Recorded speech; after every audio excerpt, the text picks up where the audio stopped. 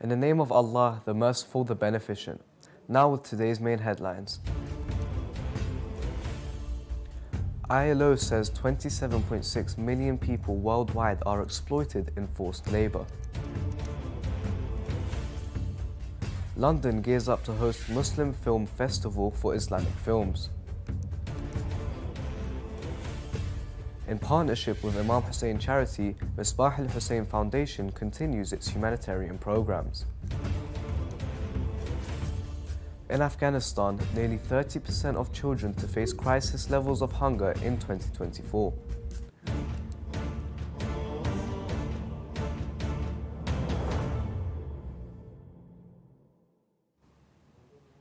Assalamu alaikum dear viewers, this is Amir Maash and you are watching Shia Waves live from London, only on Imam Hussein TV 3. The International Labour Organization has revealed in a report titled Profits and Poverty, the Economics of Forced Labour, that approximately 27.6 million people worldwide are being exploited through forced labour. The ILO's report highlights that 3.5 individuals per every 1,000 are working under conditions akin to slavery or servitude in the present era. In its report, the ILO mentions that the exploitation of forced labour in the industrial sector generates an annual total profit of $35.4 billion, averaging $4,944 per victim in the industry. The report continued that other sectors make up smaller shares, but they encompass hundreds of thousands of individuals, including those coerced into begging on the streets and engaged in illicit activities. The film festival director, Sajid Farda, announced that London is getting ready to host a film festival aimed at celebrating Muslim cinema and highlight stories that are not usually told. Farda explained that the festival aims to redefine the terms Muslim and Islam in the face of the negative image often portrayed by the media. The festival will showcase films recorded for its first edition, including works related to the British-Pakistani Oscar-winning star Riz Ahmed, as well as his counterpart Nabhan Rizwan, one of the stars of the police series The Informer. The film festival is scheduled to take place between May 30th and June 2nd, 2024. Farda added that the global perspective towards Muslims has undergone significant changes after the events of September 11th, linking them negatively to terrorism, emphasizing that this classification is unfair and not a true representation of Muslim communities. He stated, "The portrayal of Muslims as synonymous with terrorists began to emerge. It is one of the intellectual images associated with Muslims and has been unintentionally linked to them just by thinking about them. This negative classification is not real for our Muslim communities." In partnership with Imam Hussein charity, the Holy Karbala-based Misbah al-Hussein Foundation for Relief and Development continues its entertainment program in the Holy City. The foundation, one of the centres affiliated with the office of Grand Ayatollah Shirazi, said that its teams have continued to provide orphans and poor children with food, clothing and other gifts. The foundation's officials have expressed their thanks and appreciation to all those who support its humanitarian and service projects, especially the projects that target orphaned families. Let's take a look back at today's main headlines. ILO says 27.6 million people worldwide are exploited in forced labour. London gears up to host Muslim Film Festival for Islamic films. In partnership with Imam Hussein charity, Misbah al-Hussein Foundation continues its humanitarian programs. Also tonight, Grand Ayatollah Shirazi emphasizes the importance of Ghadir during daily scholarly session. New figures from the Integrated Food Security Phase classification project that by October, over 12.4 million Afghans, nearly 28% of the population, will face acute food insecurity, with close to 2.4 million enduring emergency levels of hunger. Save the Children reports that approximately 6.5 million Afghan children, nearly 30% of the youth population, are expected to experience crisis or emergency levels of hunger this year.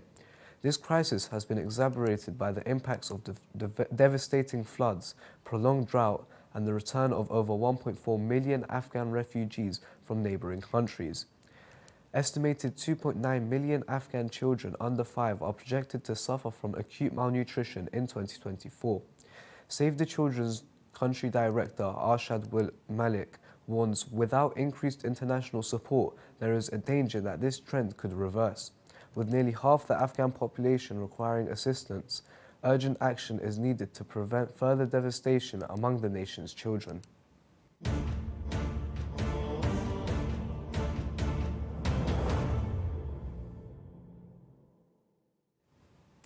And now we continue with some short news. In a heartbreaking incident, 6 newborns lost their lives in a fire that engulfed a baby care hospital in New Delhi, India on Saturday night. According to local authorities, firefighters battled to control the blaze, rescuing 6 more children who were transported to a different hospital, with one requiring ventilator support. The deadly fire comes just a day after another fire incident in Gujarat claimed 27 lives, underscoring the urgent need for stricter safety measures in India's public facilities. The local government in the holy city of Karbala has announced the completion of the second phase of installing surveillance cameras and putting them into service, using an advanced system that utilizes artificial intelligence features to save time and provide faster results. According to Anwar Al-Yasri, the head of the security committee in the provincial council, the advanced surveillance camera system is of great importance in maintaining the security of the province, keeping negative incidents at bay and supporting the efforts of security forces in safeguarding the security and safety of visitors and citizens. Al-Yasri stated in a press release followed by the Shia Waves agency, the mission of the camera system is to monitor street movement and traffic congestion areas, as well as to monitor negative incidents and violators so that security patrols can confront them. Meanwhile, the media director of Holy Karbala Police, Colonel Ihsan Al-Asadi, explained that the second phase of installing surveillance cameras included 400 modern cameras to be added to the number of the first phase, which included 1,200 cameras. The World Bank has reported that more than a quarter of Syrians are living in extreme poverty after 13 years of conflict in the country, which has led to successive economic crises and left millions of people unable to secure their basic needs. The World Bank, which published 2 reports on Syria 2 days ago, stated that 27% of Syrians, or about 5.7 million people, are living in extreme poverty. It added, despite the absence of extreme poverty before the outbreak of the conflict, it has affected more than 1 in every 4 Syrians in 2022 and may have intensified due to the destructive effects of the earthquake in February 2023, which claimed about 6,000 lives.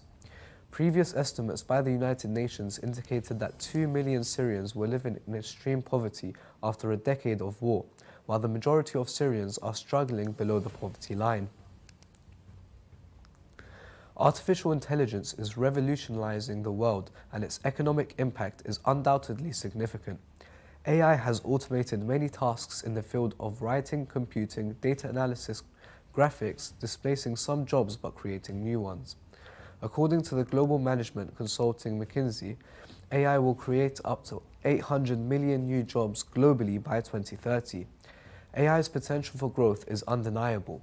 The International Monetary Fund predicts AI could contribute $14 trillion to the global economy by 2030. While the exact impact varies by year, AI is already driving economic growth. PwC estimates AI will contribute 1.2% annually to global GDP by 2030. This translates to trillions of dollars added to the global economy. The economic impact of AI isn't uniform.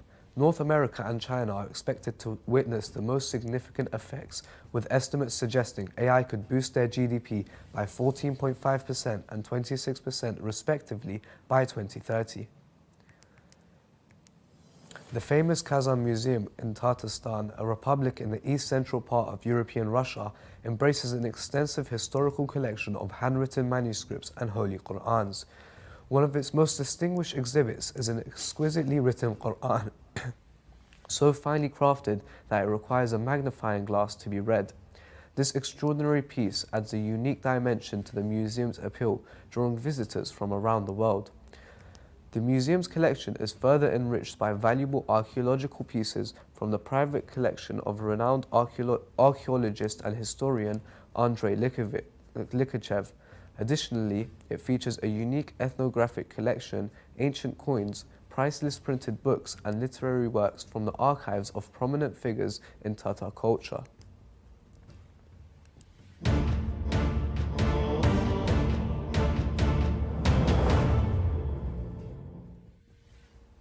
The daily scholarly meeting of Grand Ayatollah Sayyid Sadiq al-Hussein al-Shirazi was held on Monday, the 18th of Dhul Qa'dah.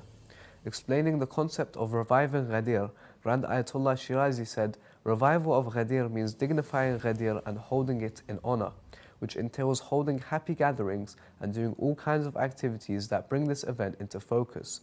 Everyone should pay attention to this matter and should try to glorify, celebrate and revive this important event in their tribe, relatives, city, village, workplace, school and university." Let's watch the statements of Grand Ayatollah Shirazi. لأن التولي يكون لأولياء الله ولأولياء الله، يعني التولي لله ولأولياء الله.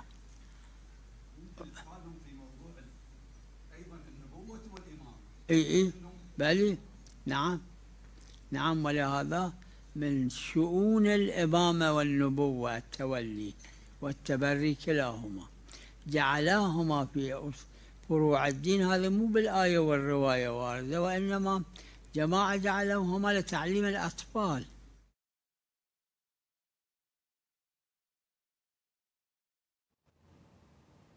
We have reached the end of today's news. Let's take a look at the main headlines for this evening.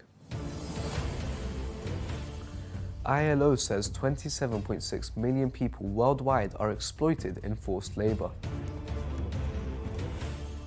London gears up to host Muslim Film Festival for Islamic films. In partnership with Imam Hussein charity, Misbah al-Hussein Foundation continues its humanitarian programs. In Afghanistan, nearly 30% of children to face crisis levels of hunger in 2024. Grand Ayatollah Shirazi emphasizes importance of Ghadir during daily scholarly session. You can view the latest news on our website, or you can send news of your city or country to be published on our news agency. Contact us on the numbers at the bottom of your screen. Thank you all for watching. We pray to Allah Almighty to hasten the reappearance of the Master of our time. Wassalamu alaikum.